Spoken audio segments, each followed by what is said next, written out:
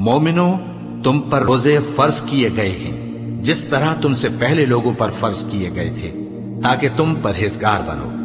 روزوں کے دن گنتی کے چند روز ہیں، تو جو شخص تم میں سے بیمار ہو یا سفر میں ہو تو دوسرے دنوں میں روزوں کا شمار پورا کر لے۔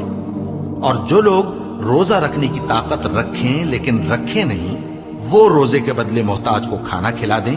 اور جو کوئی اپنی مرضی سے زیادہ نیکی کرے تو اس کے حق میں زیادہ اچھا ہے، اور اگر سمجھو تو روزہ رکھنا ہی تمہارے حق میں بہتر ہے۔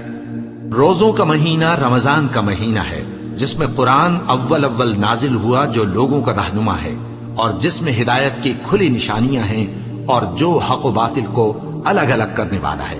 تو جو کوئی تم میں سے اس مہینے میں موجود ہو چاہیے کہ پورے مہینے کے روزے رکھے، اور جو بیمار ہو یا سفر میں ہو تو دوسرے دنوں میں روزے رکھ کر ان کا شمار پورا کر لے۔ اللہ تمہارے حق میں آسانی چاہتا ہے اور سختی نہیں چاہتا، اور یہ آسانی کا حکم اس لیے دیا گیا ہے کہ تم روزوں کا شمار پورا کر لو، اور اس احسان کے بدلے کہ اللہ نے تم کو ہدایت بخشی ہے تم اس کو بزرگی سے یاد کرو اور اس کا شکر کرو۔ اور اے پیغمبر، جب تم سے میرے بندے میرے بارے میں دریافت کریں تو انہیں معلوم ہو کہ میں تو تمہارے پاس ہی ہوں۔ جب کوئی پکارنے والا مجھے پکارتا ہے تو میں اس کی دعا قبول کرتا ہوں۔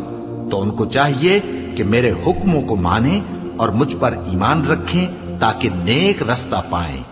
روزوں کی راتوں میں تمہارے لیے اپنی عورتوں کے پاس جانا جائز کر دیا گیا ہے، وہ تمہاری پوشاک ہیں اور تم ان کی پوشاک ہو۔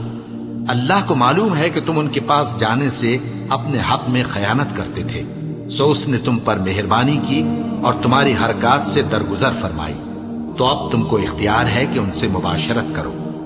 اور اللہ نے جو چیز تمہارے لیے لکھ رکھی ہے یعنی اولاد، اس کو اللہ سے طلب کرو اور کھاؤ اور پیو، یہاں تک کہ صبح کی سفید دھاری رات کی سیاہ دھاری سے الگ نظر آنے لگے۔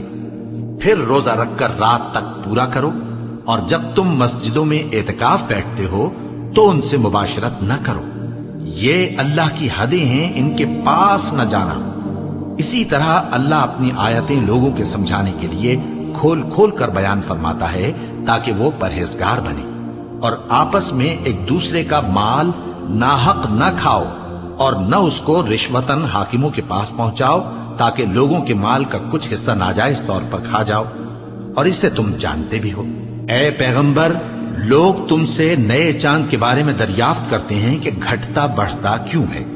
کہہ دو کہ وہ لوگوں کے کاموں کی میعادیں اور حج کے وقت معلوم ہونے کا ذریعہ ہے، اور نیکی اس بات میں نہیں کہ احرام کی حالت میں گھروں میں ان کے پچھواڑے کی طرف سے آؤ، بلکہ نیکوکار وہ ہے جو پرہیزگار ہو، اور گھروں میں ان کے دروازوں سے آیا کرو، اور اللہ سے ڈرتے رہو تاکہ کامیاب ہو جاؤ۔ اور جو لوگ تم سے لڑتے ہیں تم بھی اللہ کی راہ میں ان سے لڑو، مگر زیادتی نہ کرنا، کہ اللہ زیادتی کرنے والوں کو دوست نہیں رکھتا۔ اور ان کو جہاں پاؤ قتل کر دو، اور جہاں سے انہوں نے تم کو نکالا ہے یعنی مکے سے، وہاں سے تم بھی ان کو نکال دو۔ اور دین سے گمراہ کرنے کا فساد قتل و خونریزی سے کہیں بڑھ کر ہے۔ اور جب تک وہ تم سے مسجد حرام یعنی خانہ کعبہ کے پاس نہ لڑیں تم بھی وہاں ان سے نہ لڑنا۔ ہاں، اگر وہ تم سے لڑیں تو تم ان کو قتل کر ڈالو، کافروں کی یہی سزا ہے۔ پھر اگر وہ باز آ جائیں تو اللہ بخشنے والا ہے، رحم کرنے والا ہے۔ اور ان سے اس وقت تک لڑتے رہنا کہ فساد نابود ہو جائے اور ملک میں اللہ ہی کا دین غالب ہو جائے۔ پھر اگر وہ فساد سے باز آ جائیں تو ظالموں کے سوا کسی پر زیادتی نہیں کرنی چاہیے۔